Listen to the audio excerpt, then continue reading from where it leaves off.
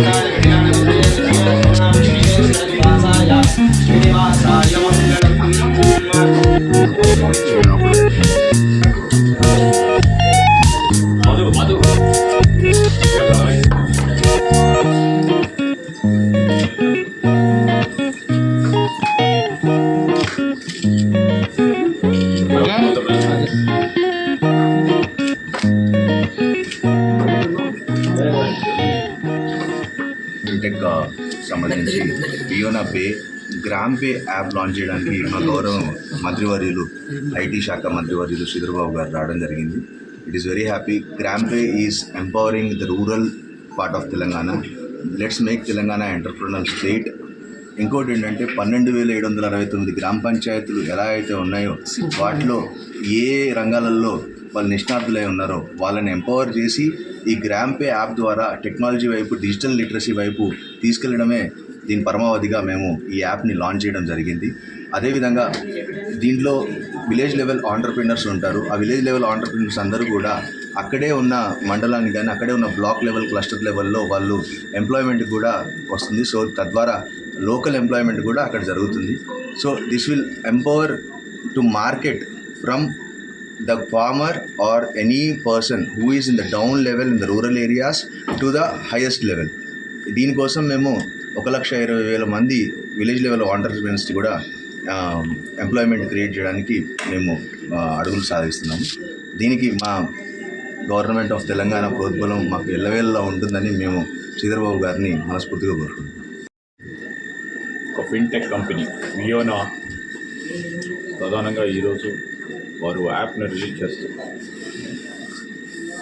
Financial ప్రోడక్ట్స్కి సంబంధించిన అనేక services అందియాలనే ఉద్దేశంతో వియోనా ఫిన్టెక్ వారు ఫిన్టెక్ సంబంధించిన ప్రమోటర్స్ అందరూ కూడా టెక్నోక్రాట్స్ వీరందరూ కూడా ప్రధానంగా ఈ రాష్ట్రానికి సంబంధించిన ఫినాన్షియల్ సర్వీసెస్ను ఈరోజు డిజిటల్ ట్రాన్స్ఫర్మేషన్ యుగంలో పెద్ద ఎత్తున గ్రామీణ స్థాయి నుంచి కూడా ప్రోత్సాహం చేయాలనే ఒక ఉత్సాహంతో, ఒక ఆలోచనతో ముందుకు నడుస్తూ ఉన్న తరుణంలో ఇప్పుడే మిత్రులు చెప్పినట్టు గ్రామీణ ప్రాంతంలో ఆంటర్ప్రినర్షిప్ని పెంపొందించాలి, ప్రోత్సాహం చేయాలనే ఒక ఆలోచన చాలా ట్రాన్స్ఫర్మేటివ్ ఆలోచన. ఈరోజు అంతా కూడా డిజిటల్ వర్క్, రాష్ట్రం కూడా డిజిటల్ ట్రాన్స్ఫర్మేషన్ యుగంలో ఉంది. ఈరోజు ఒక టెక్నాలజీ ఒక మోడ్లోకి వెళ్ళిపోతా ఉంది, ఒక టర్న్ తీసుకుంటా ఉంది. ఆ టర్న్ ఇలాంటి కంపెనీస్ మరి కూడా ముందుకు వచ్చి మేము కూడా భాగస్వాములు అవుతాం. రాష్ట్రానికి సంబంధించిన ప్రగతిలో డిజిటల్ ట్రాన్స్ఫర్మేషన్ ద్వారా ముందుకు నడుస్తామని ముందుకొచ్చి ఇప్పుడే చెప్పిన గ్రామీణ ప్రాంతంలో మరి ఇప్పుడే రిలీజ్ చేసిన గ్రామ్ పే యాప్కు సంబంధించిన అంశం చాలా ఆసక్తికరంగా ఉంది. అదే ఊరిలో ఆంటర్ప్రినర్షిప్ని డెవలప్ చేస్తూ అక్కడే ఉపాధి కల్పించాలని, ఆ ప్రాంత వాసులందరికీ కూడా ఈ యాప్ ద్వారా అనేక ప్రొడక్టివ్ వేస్లో వారు పండించిన పంట కానీ, అక్కడ ఉత్పత్తి అయ్యే అంశం కానీ ఈ ప్లాట్ఫామ్ ద్వారా వారు వేలాది మందికి రీచ్ అయ్యే విధంగా ఒక కార్యాచరణ తీసుకొని ముందుకు పోతా ఉన్న తరుణంలో wish them all the best, good luck. Fintech companies ఈ విధంగా రావటం అనేది చాలా సంతోషం.